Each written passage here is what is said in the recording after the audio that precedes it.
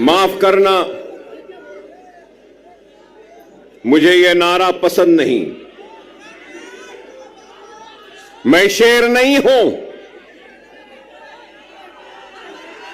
मैं मोहम्मद मुस्तफा सल्लल्लाहु अलैहि वसल्लम का गुलामों के गुलामों के गुलामों के गुलामों के गुलामों के जूतियों का धूल हूं।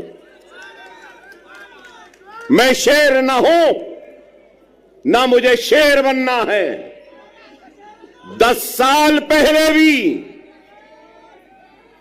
अगर महाराष्ट्र का रुख किया था तो आपको शेर बनाने के लिए रुख किया था। क्या शेर बनना है?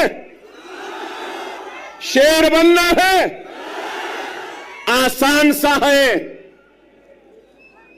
नमाज के पाबंद बन जाओ, कुरान को तर्जुमे से पढ़ो, सुन्नत रसूलुल्लाह को अपने जिंदगी का हिस्सा बना लो, यतीमों के सर पर हाथ रखो, बेवाओं की मदद करो, जुल्म के खिलाफ आवाज बुलंद करो और दुनिया तुम्हें शेर कह के पुकारेगी।